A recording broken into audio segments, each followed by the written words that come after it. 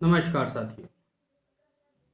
मैं प्रवीण कुमार खरे एक बार फिर पुनः आप सभी के बीच सोशल मीडिया के माध्यम से मध्य प्रदेश में होने जा रहे 28 विधानसभाओं के उपचुनाव के संबंध में चर्चा के लिए उपस्थित हुआ हूँ।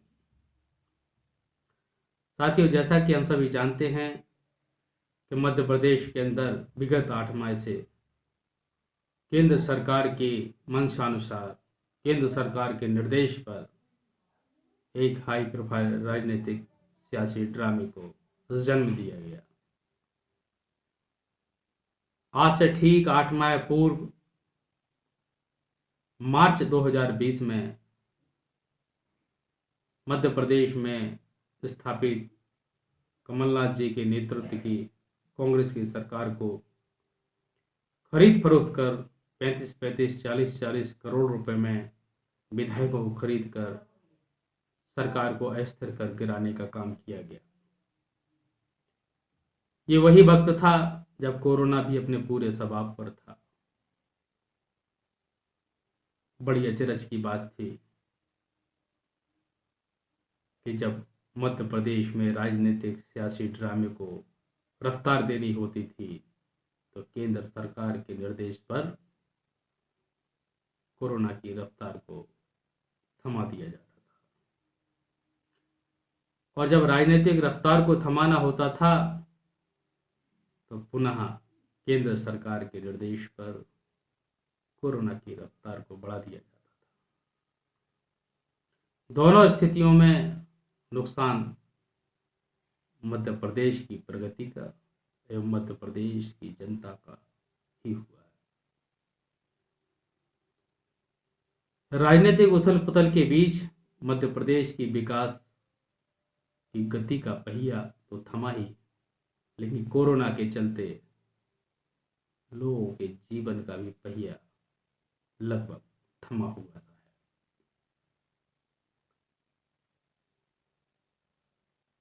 8 माह से चल रहे सियासी ड्रामे की बहुप्रतीक्षित उपचुनाव की तारीख घोषित हुई और प्रत्याशियों को जनता के बीच जाने का अवसर भी प्राप्त हुआ।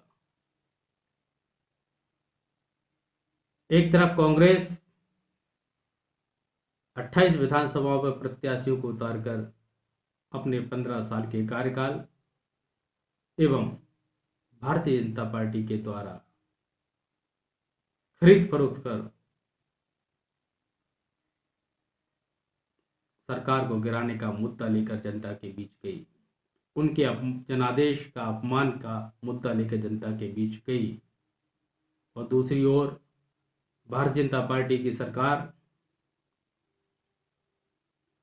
कमलनाथ सरकार को अस्थिर कर विकास की को गति देने के मुद्दे को लेकर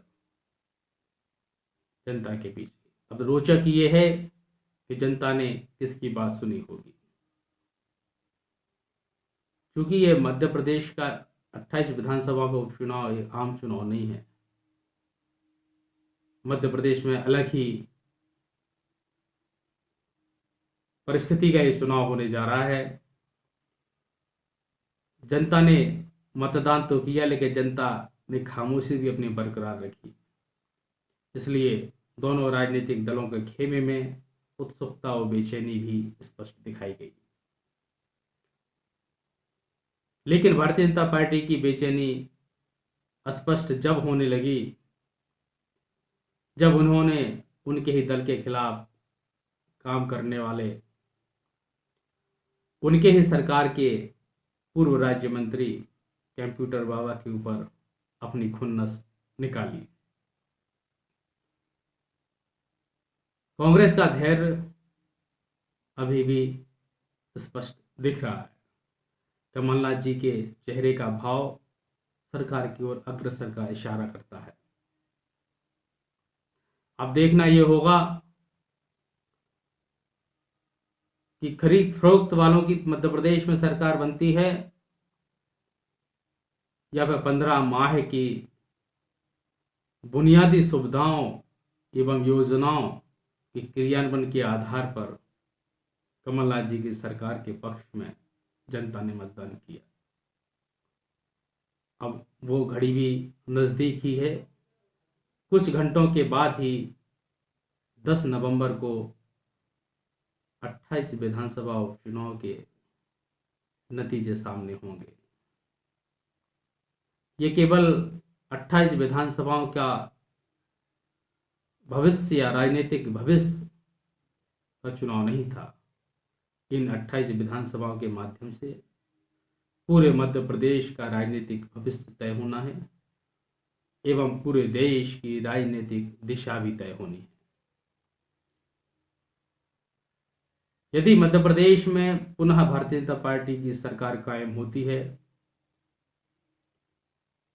तो भारतीय जनता पार्टी या कोई भी अन्य दल किसी भी राज्य के अंदर खरीद फरोख्त कर जन्म से स्थापित सरकार को गिराने का उनका हौसला बढ़ जाएगा और यह सिलसिला क्रमवार चलता रहेगा। अगर यह स्थिति देश के अंदर निर्मित होती है तो एक दिन मतदाताओं का मतदान से भरोसा उठ जाएगा। क्योंकि लोकतांत्रिक अधिकार मतदान का हर व्यक्ति को समान है। इस अधिकार की सुरक्षा के लिए और आम जनमानस की लोकतंत्र में स्वीकार्यता के लिए ये आवश्यक हो जाता है कि मध्य प्रदेश में इन खरीद फरोख्त वालों को जनता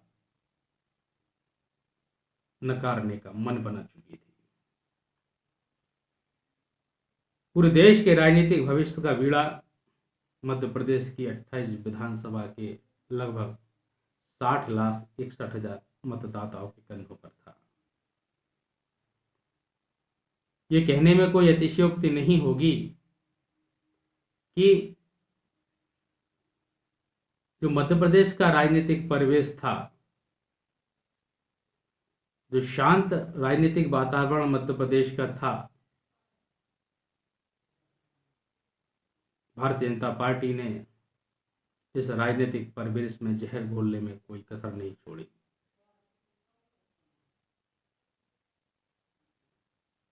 इससे भारतीय जनता पार्टी की छवि तो खराब हुई ही है, लेकिन मतदाताओं में भी बड़ा आक्रोश देखने को मिल सकता है। कल के नतीजे ये स्पष्ट कर देंगे कि हमारा मध्य प्रदेश का भविष्य किस ओर जाएगा और भारत देश की राजनीति की दिशा क्या होगी।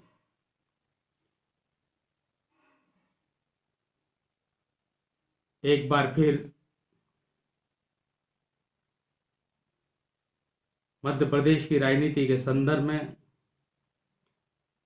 दोनों राजनीतिक दलों के शीर्ष नेताओं से लेके कार्यकर्ताओं के मन में बड़ी उत्सुकता, बेचैनी एवं उनका राजनीतिक स्वरूप आकार ले रहा होगा। प्रतिद्वंद्विता बड़ी रोचक थी, लेकिन भरोसा दोनों दलों के मुखिया को मध्य प्रदेश की जनता पर था। अब देखना यह है कि किसके लोक लुभावने वादे 28 विधानसभाओं के मतदाता को प्रभावित करने में सफल रहे हैं।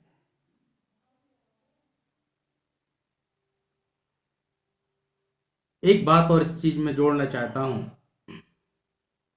कि इन 28 विधानसभाओं के उपचुनाव को यदि कांग्रेस चाहती तो और भी आक्रामक तरीके से लड़ा जा सकता था और भी व्यवस्थित तरीके से इस चुनाव को मैनेज किया जा सकता था।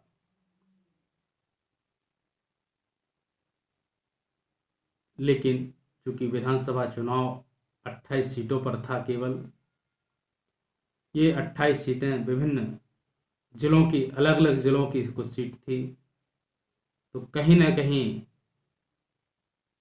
कांग्रेस का ये चुनाव अलग अलग जिलों के क्षेत्रीय और छत्रप नेताओं के द्वारा कैप्चर कर लड़ा गया।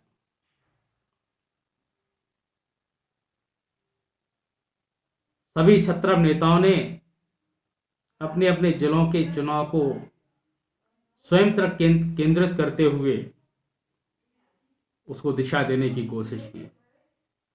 कहीं न कहीं इसमें उन क्षेत्रीय नेताओं का निज हित भी झलक रहा था कि वो अपने जिले से विधानसभा सीटें जिताकर ले जाएंगे और सरकार बनाने में, कांग्रेस की सरकार बनाने में यदि सहभागिता उनके जिले के विधायकों की होगी तो वो होने वाले मुख्यमंत्री, पूर्व मुख्यमंत्री माननीय कमलनाथ जी के सामने अपने जिलों के विधायकों की जीत के एवज में मंत्री पद का एक बहुत बड़ा मांग रखकर अपने निज हित को साधने का काम करेंगे। वहीं दूसरी ओर ये चुनाव यदि केंद्रीय नेतृत्व के द्वारा या केंद्रीय कार्यालय के द्वारा या भोपाल स्तर पर लड़ा जाता तो मैं दावे से कहता हूं इस चुनाव में न किसी कार्यकर्ता की उपेक्षा होती, इस चुनाव में न किसी प्रत्याशी की उपेक्षा होती, इस चुनाव में न किसी जाति के मतदाता की उपेक्षा होती, बल्कि इस चुनाव में सबकी सहभागिता समान रूप से होती